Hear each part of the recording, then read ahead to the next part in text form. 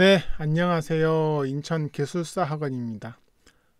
이거 오래간만에 이거 녹음하니까 또 날라갔는데 열심히 설명했는데 날라가서요. 다시 새로운 마음으로 녹음하도록 하겠습니다. 토목 시공 기술사 136회 1교시 1번 문제. 공정표 시간 계산 중 여유 시간의 네 가지 형태. 여기서 물어보고 있는 게 이제 여유 시간의 네 가지 형태를 물어보고 있어요. 그래서 아마도 이런 문제는 너무 어렵게 보일 수도 있기 때문에 그렇게까지 어려운 전제 조건을 가지고 물어보지는 않을 거예요.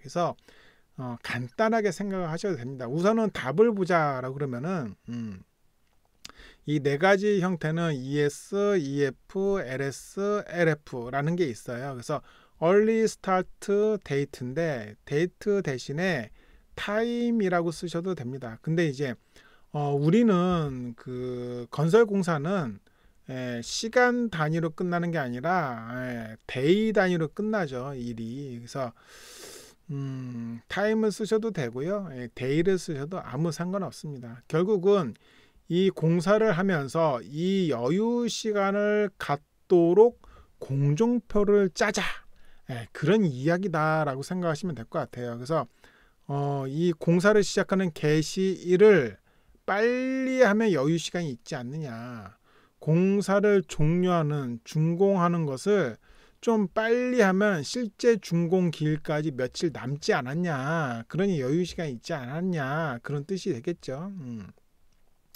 여유 시간이 있으니까 늦게 시작을 하면 되지 않느냐, 그래서 늦은 개시일이라고 합니다. LS.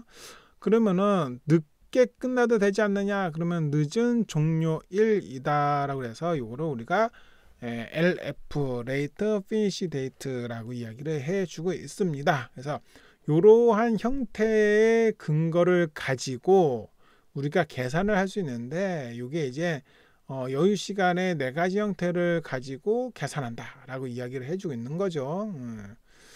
그래서 이 부분에 대해서만 쓰셨어도 그렇게 뭐 나쁘지 않은, 뭐 괜찮은, 썩 좋은 뭐 점수를 기대할 수도 있어요. 자, 개요를 한번 보도록 하겠습니다. 개요를 보면은 공정지연을 방지하고, 결국 여유 시간을 준다는 것은 원래 설계에서 빠듯하게 계산을 했더니 100일이 걸리는 거예요. 근데 여유 시간을 줬더니 준공을 110일에 끝날 수 있도록 설계를 한 거지. 그래서 예정 공정표를 그랬더니 여유 시간이 이제 10일을 있으니까 혹시나 모를 극한호우 아니면 해일, 태풍, 동절기, 하절기 등등 여러 가지 문제에 의해서 10일 정도의 여유 시간을 줬으니 준공까지는 이 여유 시간에 따라 공정 지연이 방지된다 라고 이야기를 해주고 있는 거다 라고 좀 보시면 될 것 같아요. 그래서 공정 지연을 방지하고 라는 말이 이제 키워드가 되겠죠. 그래서 용어 문제는 이렇게 이제 키워드가 정확하게 들어가시면 되게 좋을 것 같아요.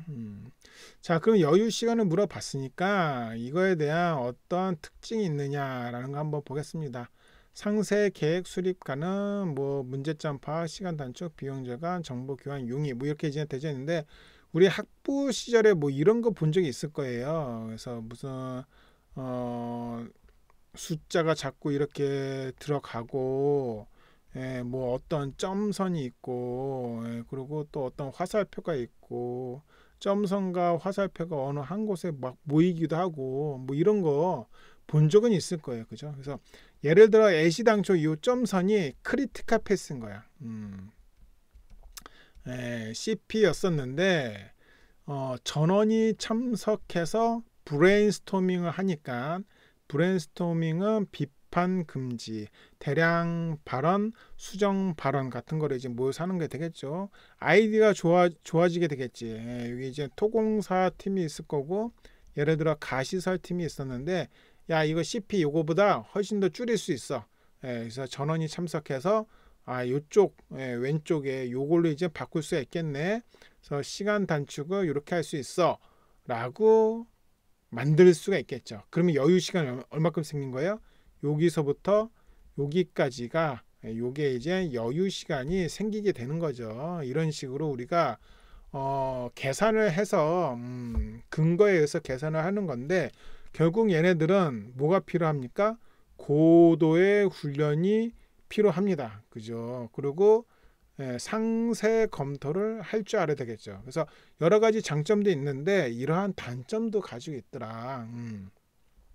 그럼 이 단점 중에서 가장 중요한 단점 중에 하나가 무엇이냐라고 했더니, 자원의 부족한 게 어떤 전제가 있을 수가 있는데 이거를 배제하는 경우가 생길 수 있더라. 이 그냥 단순하게 생각했을 때 여유 시간이 뭐 이틀 더 주면 되겠지 뭐 이렇게 이제 생각할 수 있을 거예요, 예전 공표를 짤 때.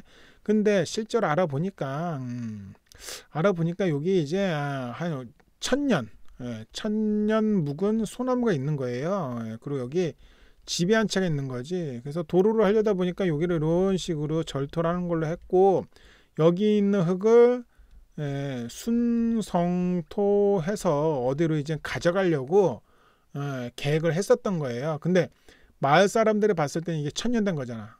절대 반출할 수 없는 거지. 마을에 무슨 거의 뭐 무속신 정도 되는 뭐 그렇게 되게 중요한 거라고 생각했을 때는 그럼 요거는 순성토를 해야 되는 어떤 자원이 필요한데 갑자기 부족할 수 있다는 그런 전제가 생기는 거죠. 근데 이걸 어떻게 알아? 설계하는 사람들이 모르지. 그냥 저기 나무 있는데 저거 나무 딱 베면 되겠네 뭐 이렇게 생각할 수도 있겠죠. 그래서 이게 이제 결국 민원에 관련된 사항일 수도 있을 거고요. 발주처의 요구 조건이나 천재지변 여러 가지에 의해서, 아니면은 무슨 터빈 기계를 가져와야 되는데 그 기계가 전 세계 독일에서밖에 안 만들어. 근데 독일 애들이 되게 느린 거야. 그래서 납품기일이 원래 10일이었는데 뭐 1년이 되더라 안 돼. 뭐 이런 거 다 자원의 부족이 됩니다. 그래서 이런 것들이 있을 수 있다. 그래서 단점과 장점을 특징을 정확하게 설명을 할 줄 알면은 너 여유 시간을 왜 해야 되는지 알고 거기에 따른 장점과 단점, 크리티컬 패스와의 관계가 어떻게 된다라는 것을 잘 설명하고 있구나. 뭐 이제 그렇게 될 수도 있겠죠, 그죠? 그래서 그 이야기가 되겠고요. 여기 이제 밑에 보면은 계산하는 거를 제가 이제 간단하게 써놨어요. 사실은 되게 복잡해요. 이거보다 더 복잡해. 근데 간단하게 쓴 거고 내가 대충 이해는 하고 있다라고 이제 채점위원한테 이야기해 주고 있는 거죠. 만약에 이거를 쓰기 싫으신 분들은 굳이 이거를 안 써도 돼요. 여기 이제 4가지 형태라고 여기 대지막 3번을 쓰고요. 여기서부터 이제 대지막 4번을 쓸 수 있겠죠. 여유 시간 산정시 유의 사항. 어떤 것들을 유의를 할 것이냐. 여기 이제 단점이 있잖아요. 그죠? 여기 단점에 대한 이야기를 나는 무엇을 유의해야 된다라는 거죠. 예를 들어서 상세 검토가 필요하다고 그랬는데 무엇을 상세 검토해 볼까요? 그 흙을 쓸 수 있는지 없는지 조사를 해야 되겠죠. 토질 조사 보고서 검토 필요할 수도 있어요. 구조 계산서, 블록 아웃을 해야지만 자재를 글로 집어넣을 수 있는데 블록 아웃을 하면 안 되는 단면이 있을 수도 있겠죠.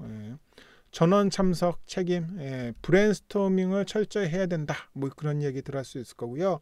고도 훈련 필요입니다. 그래서 일정 교육 수료한 사람들만 해야 된다. 뭐 이런 이야기 써도 되겠죠.